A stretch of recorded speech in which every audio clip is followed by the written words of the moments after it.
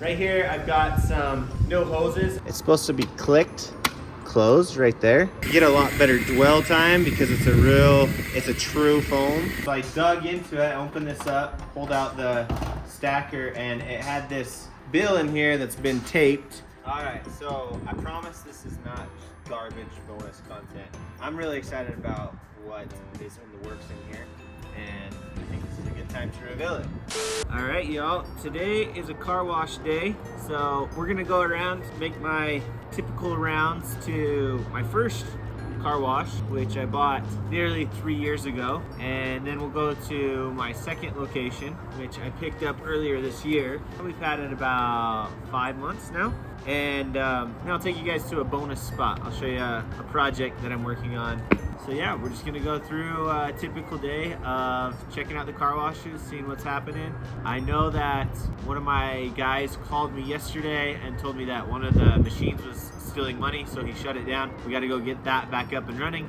So there's some maintenance we gotta do, and we'll see what else happens. About every 6 weeks or so, I make an order for car wash supplies, just different parts that we're in need of, or restocking, or vending, or whatever. So when we get out there, I'll open up these boxes and show you guys what we picked up this last 6 weeks and what kind of things I'm working on. Now, my routine for running these car washes is, there's a lot of people that use their weekends to do their yard work, mow their lawn, fix up cars. In fact, those are my customers typically at the car wash. But I use my weekends to run these car washes, and it's like typically a half day. I try not to go both days, but Saturday or Sunday I'll pick a day and I'll go out and I'll do kind of like the heavier maintenance things, like swapping out pumps or just whatever kind of takes a little bit longer to do. And then during the weekdays, weekdays and weekends, I have 2 different guys. One will work Monday through Friday, dropping in for an hour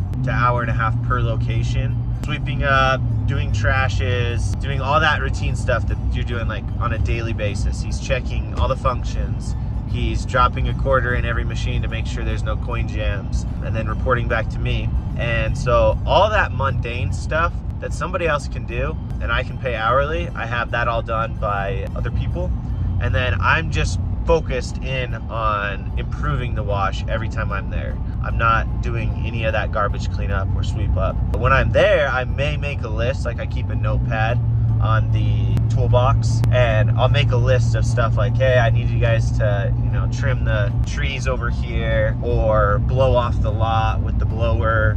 But I try not to get into that stuff just because my time, especially if I'm trying to do this on weekends only, my time needs to be spent improving the car wash every time I'm there. And I try to, as I'm walking out the door of the car wash after everything's done, I try to think to myself, am I leaving it in better condition or better improved than when I showed up? And so that's kind of the goal, that's the focus, and that's what we're gonna work on today. We're about 5 minutes out from Magna Main Street, which is location 1, the location that's been running for nearly 3 years, like I say.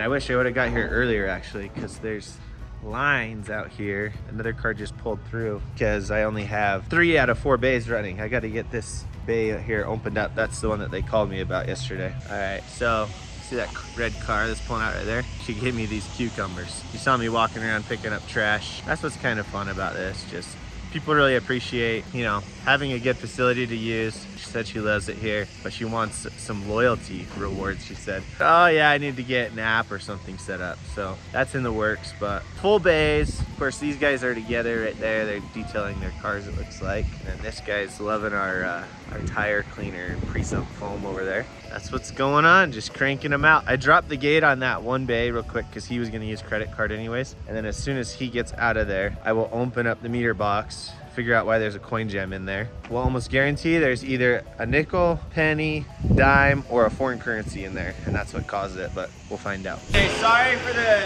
super loud audio here, but I just want to show you what it's like. All 4 bays running, it gets loud in here, but a good car wash owner, mechanic, knows how to diagnose his equipment based upon the sound. You learn how all your equipment sounds, whether it's the hissing of the flow jet pumps, they'll kind of hiss, and the pacing of it, and then also your cap pumps. You can start to hear when there's pulsating or just issues going on with stuff in there. And so immediately when I walk into the car wash, I just listen for sounds that I'm not familiar with or erratic sounds. I listen to the pacing of everything, and that usually keys me off if there's something awry or something like that. And so everything sounded good in there to me, and nobody's complaining. Everybody's washing up. The foam brush that this guy's using looks good. So I'll just stand back and kind of observe for a little bit, make sure that no hoses are torn or laying on the ground. But everything's cranking away. My workers have done a good job of keeping the place going this week. Now, I made a comment earlier that I work on this only on the weekends. My main gig is real estate. You know, I flip houses full-time basically, and I am also a general contractor. So every once in a while, I end up with contracting work, which means I'm driving around all over the valley most of the time, and I'll typically be in the area of these washes. And so I am stopping in maybe for 30 minutes to an hour sporadically throughout the week. And that's another time where I'll see something going on, and to the best of my ability, I'll try to pass off those responsibilities to my workers, even if it means I have to slow down and teach them a little bit, even if it means I'm gonna have to field a few phone calls from them as they're trying to make whatever repair or complete whatever task I've given them, because then I know that the next time they're that much more capable. So yeah, a little bit of our landscaping we do around the edges. I like these tall native ornamental grasses. It's kind of fun. And then at car wash 2, if I remember, I'll show you the landscaping over there. While we're waiting to make that repair in the bay with the coin jam, got my 3 packages here, and we're gonna leave here at this location whatever items that I've ordered for this spot, and then we'll take all the rest to the other spot. Not sure what's in here. Kind of forget what I ordered because I kind of just build a cart over a matter of weeks. You know, as I come in here and I see what needs ordered, I'll just throw stuff in the cart on my phone for the online order, and then it'll just show up when I hit order.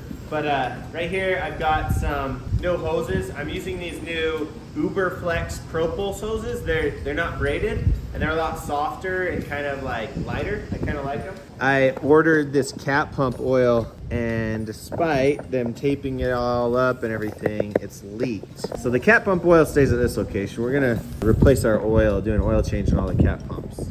Box number 2, we have another thing of cat pump oil that did not leak. A bunch of brochure ads. I don't know why they had to give me like 10 ads on this special they're having for foam brushes. Some mat clamps. I like to just get new ones that have nice tight springs, nice soft rubber, new stickers, and they're cheap. I think these are like 12 bucks. Oh, I got some more of these hose protectors. You slide this over your fittings and your swivels at the end of the hose to kind of give it a little more strength and also just a cleaner look. I like those. And then this guy, which is winter shampoo. I'm starting to get ready for the winter and get stuff to winterize everything. So my carpet shampoo vacuum, which I've recently overhauled, I want to make sure I don't freeze all that stuff and have to do that overhaul over again. So I'm gonna start getting winter shampoos cycled into the carpet shampoo vac. And for the last box, we have some more of those hose guards. We have a vacuum hose, some more mat clamps, some foot valves for the chemical jugs. I have a flow jet mounting bracket, and that's about it. So just as fun as Christmas, right? Most of this stuff will go to the other locations, so I'm gonna slide it back in. Okay, last thing we're gonna check today is this. See how it just stole that quarter? I don't know if you could see it, but you could hear it didn't beep when I dropped that quarter. It didn't beep when I dropped that one. Every other quarter it's taking, which means that the coin mechanism is popped open inside. So let's see what's going on. Okay, here's a close-up look to what I mean when this is popped open. This loosely just opens like that. It's supposed to be clicked closed right there. And honestly, I could not see anything jammed inside there. And it's taking quarters just like it should. So not quite sure. There's all these quarters down here that were falling, but I don't see any foreign currencies or anything. So that is a ghost right there. We'll just have to make sure that this is clicked closed really tight. I've heard of people even putting like paper clips, you know, the large ones to hold these closed sometimes when this starts getting loose, but I haven't had much issue. Oh, there is a nickel right there.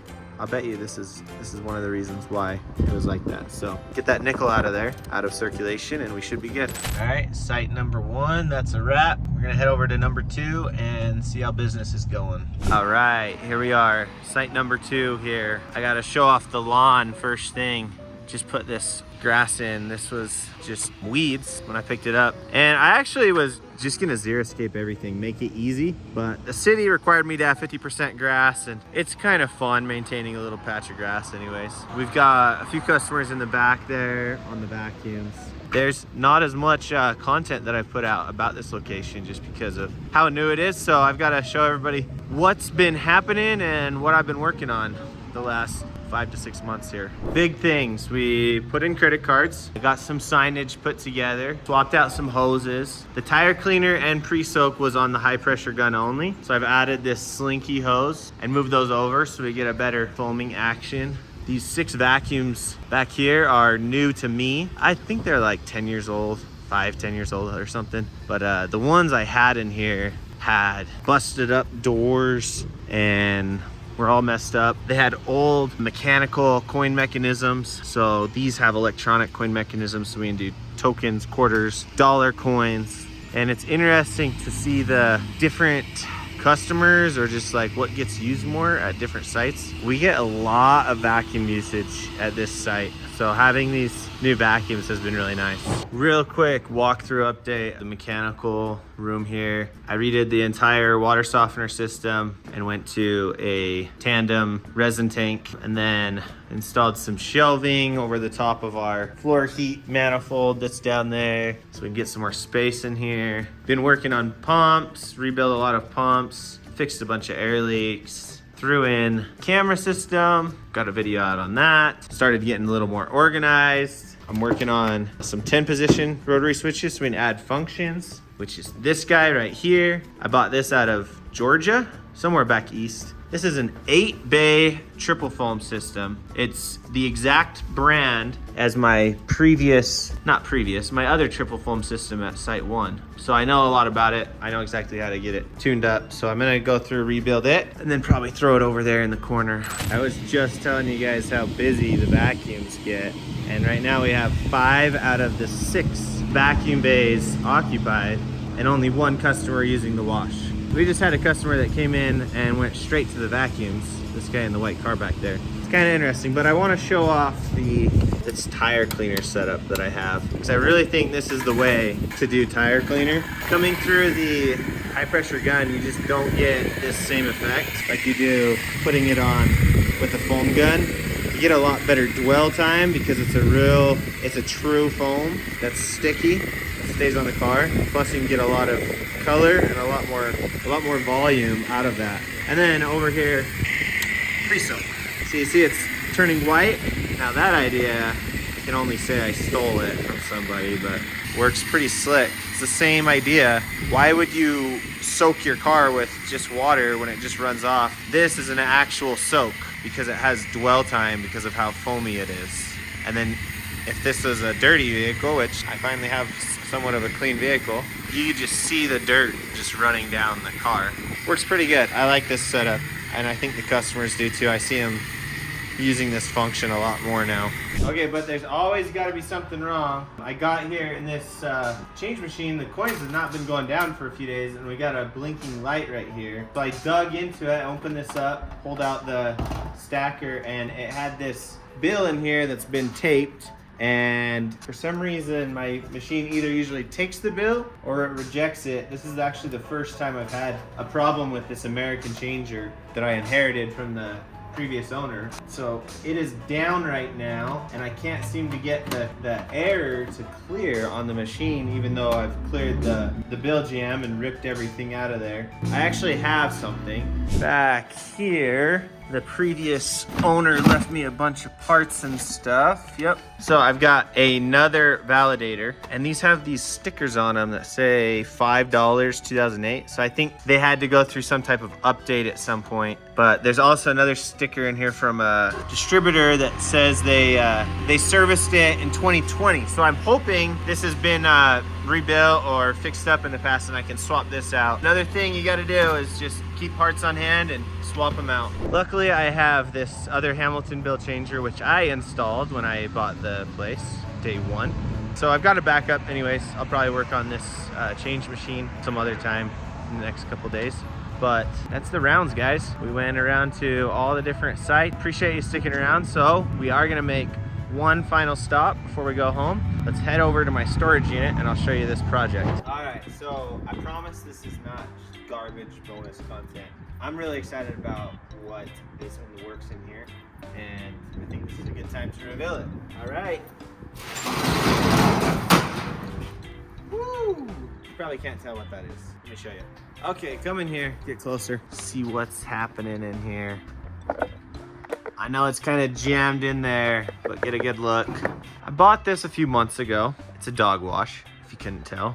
It's actually a really high-end dog wash. It's an iClean one. It's got like lights up in here. There's a TV back there. There's a big touch screen right here. A Nayax credit card reader right down there. And then just check out my unit in here. I've got, you know how I'm always buying stuff from closed down car washes. This dog wash came in the same purchase that I got those 6 new to me vacuums that I was talking about earlier. By the way, the vacuums were $150 a piece with electronic coin acceptors. So that was a steal. Those are like $1,800 brand new plus freight, but all sorts of stuff in here. Got multiple ROs. I've got dryers, different sets of dryers. So if you guys need anything that you can see in here, let me know and I'll probably make you a deal. So with the dog wash, the plan on this dog wash is that right now I'm in talks with both cities of the different locations I have, like what their requirements are gonna be.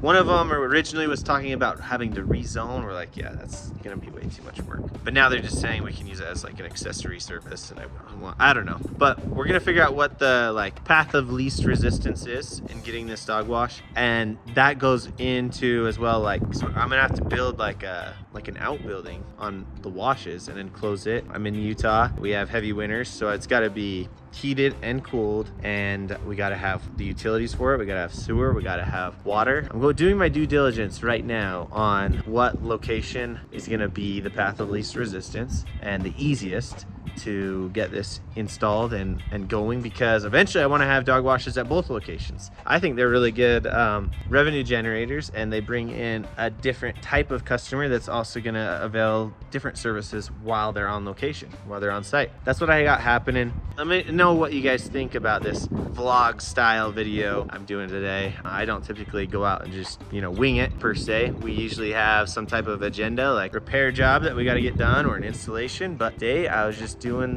the rounds, talking about business. So if you guys are curious about the car wash business or the way I do my business, let me know in the comments. I'll be checking them out and waiting for you guys to chime in down there, and then we can chat more. So that said, guys, I'll be back with another video soon. We'll talk to you later. Bye.